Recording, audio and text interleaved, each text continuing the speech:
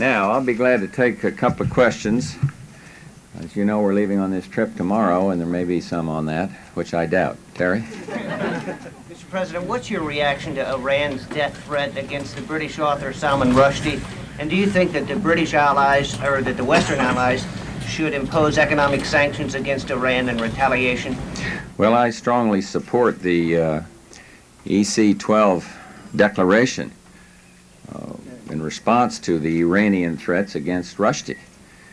However offensive that book may be, inciting murder and offering rewards for its perpetration are deeply offensive to the norms of civilized behavior. And our position on terrorism is well known.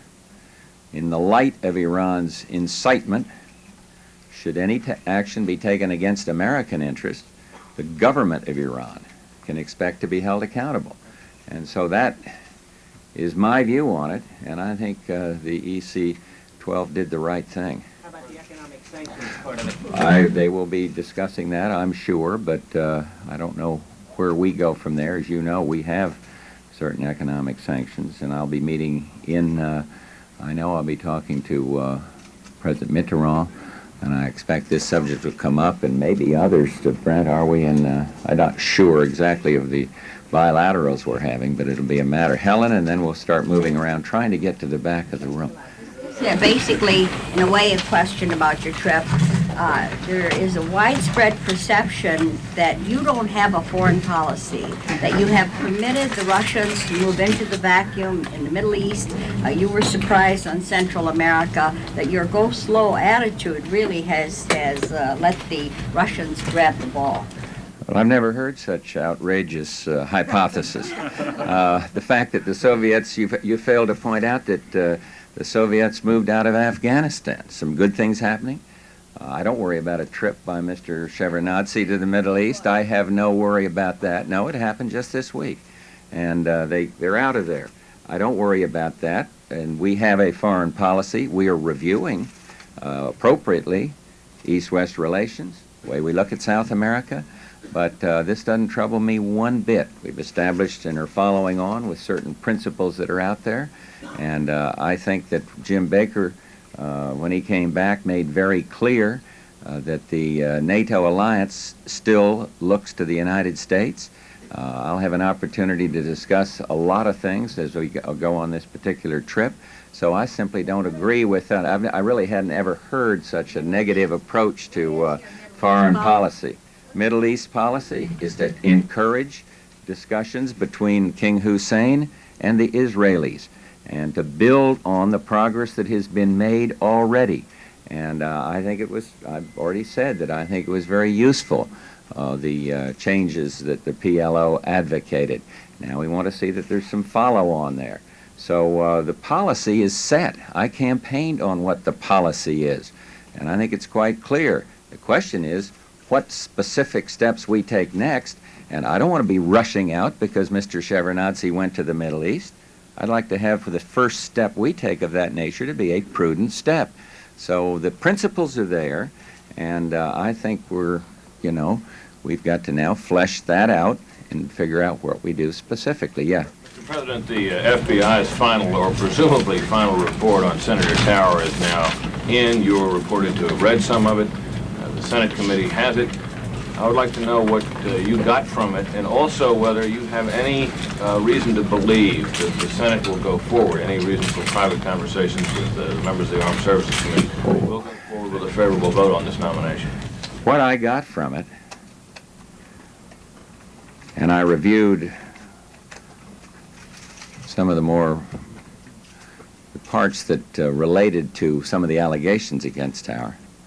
What I got from it was that there has been a very unfair treatment of this man by rumor and innuendo over and over again.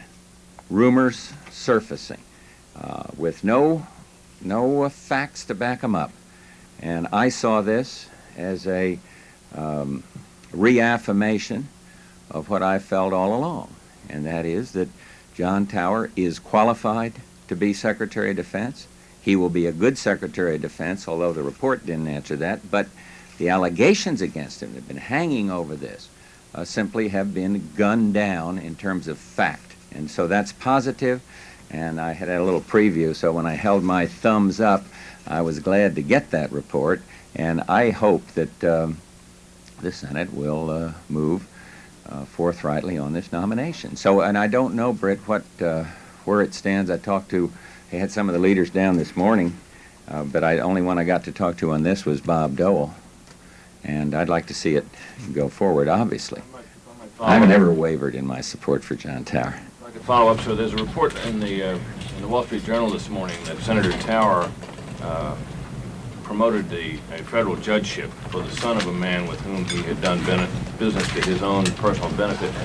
I was wondering if that was news to you, sir, and or it troubled you in any way. I never heard of such a report, and one thing after another, and you're telling me something I don't know anything about.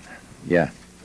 Does this announcement by Congressman Grant this morning overcome the embarrassment to the party of the election Saturday of David Duke, a former member of the Ku Klux Klan? And do you intend to, you came out for his opponent in the election, so did former President Reagan. What does the party do next about David Duke? Well, I'll leave that to Lee, but I strongly support what our national chairman, Lee Atwater, has said in this matter. And maybe there was some feeling in Metairie, Louisiana, that the President of the United States involving himself in a state legislative election was improper or overkill. I've read that. And I can't deny that. But what I can affirm is I did what I did because of principle. And Lee has done what he's done because of principle. And this man, his record is one of racism and bigotry, and I'm sorry, I just felt I had to speak out. But whether it helped or hurt, I don't know. Yeah. President, you said during your speech to the joint session of Congress that your support for the Strategic Defense Initiative was unqualified, but the Office of Management and Budget Director Richard Darman, when he briefed on your budget, said that it was conditional on the outcome of this 90-day review that's coming up. Or is it not conditional, and would you rule out curtailing the program to an accidental launch protection system? I'm not ruling anything in or out. I have stated my support for the principle of SDI. I have not favored what some would call premature deployment, but on the other hand, I will be very interested in seeing what this overall review comes up with. And I'm not going to close any doors or open any in regards to this or any other systems. We're going to have to make some tough choices on defense. I'm aware of that, and so let's wait and see what the review produces. Leslie. Mr. President, back on John Tower, if we could. You said that the process has been unfair, and I'd like to ask you specifically about Sam Nunn, who some people say will now run defense policy because John Tower has been so weakened and damaged by this drip, drip, drip of allegations. I think Sam Nunn would be the first to deny that. I think he's been fair, and have so stated before. The rumors. He's not been promulgating a lot of endless rumors that had proved to have no basis in fact. None. So he's done. But the idea that he will run defense, thank you, that he will run defense policy, I think he'd be the first to say that's not true. He will be a key player in it, and I hope that he'll be able to support Senator Tower. Is Senator Tower damaged in his ability to speak out for the Pentagon now that he's had such a lengthy process? No. Anybody that's been through this ordeal will be stronger, not weaker. Yeah. But Senator Nunn is concerned about these reports of Senator Tower's drinking problems.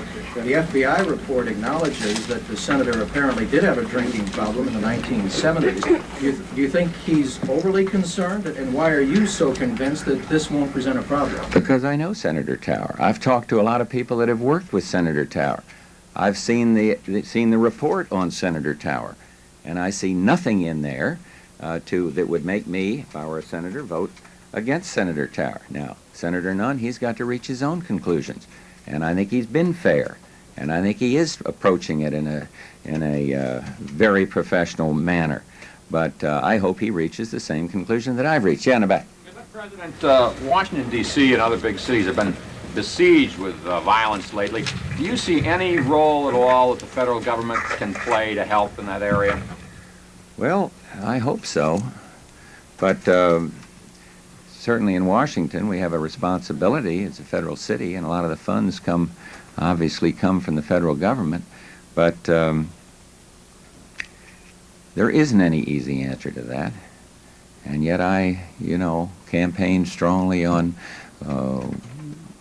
enforcing existing law, on being tough on criminals, on more prison space.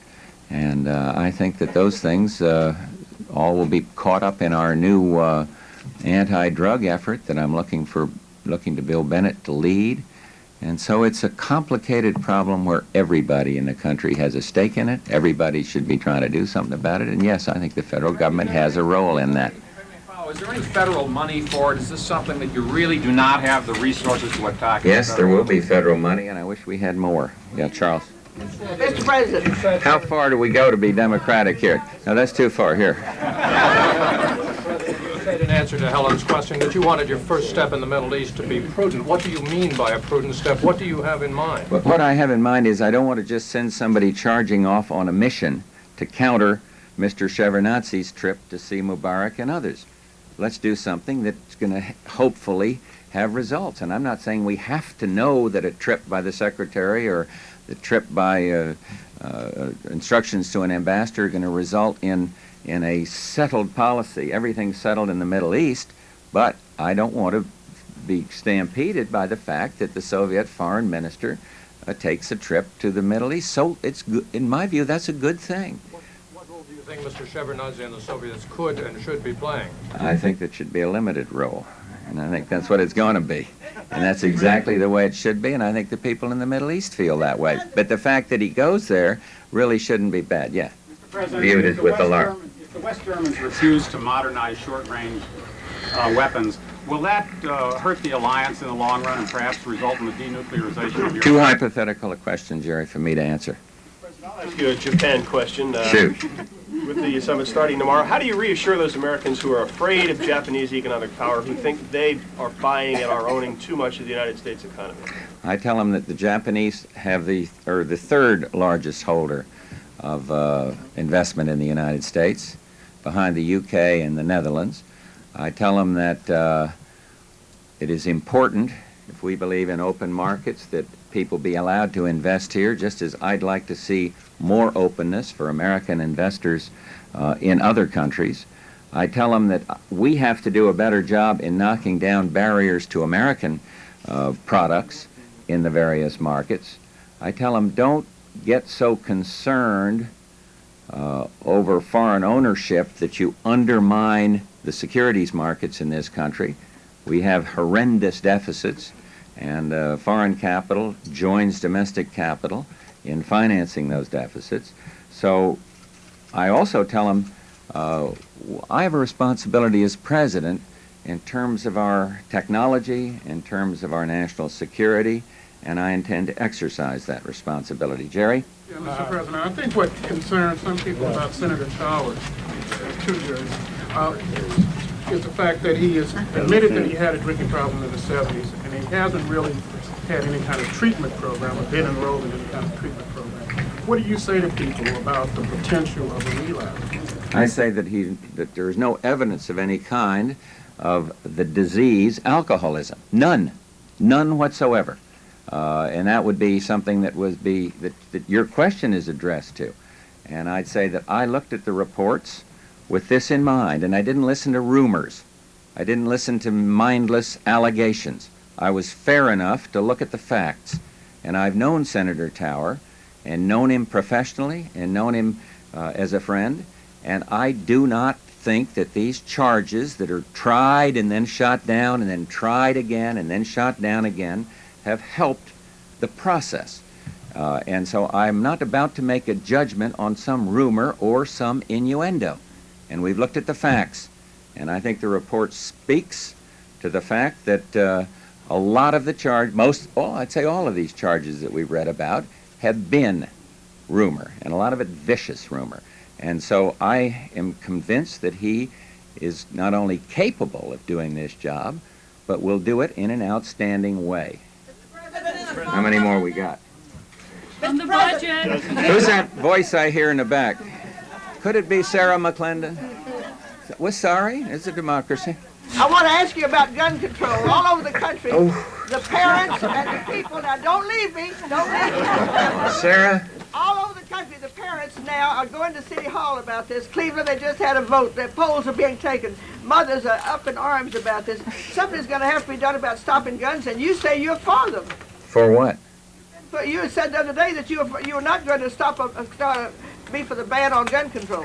I'd like to find some way to do something about these automated weapons. I'd like to see some way to enforce the laws that are already in the books about automated AK-47s coming into this country. And I'd like to find a way to be supportive of the police who are out there on the line all the time. And maybe there is some answer to it. But I also want to be the president that protects the rights of people to have arms. And so you don't go so far that the legitimate rights on some legislation are impinged on. That's what we said last year, but now... But Sarah, look at the laws on gun control, and you'll find where some of the most stringent gun control laws exist, that weapons are procured there and weapons are used there. So you're not going to get me to do anything other than to say, look, I'm very concerned about this.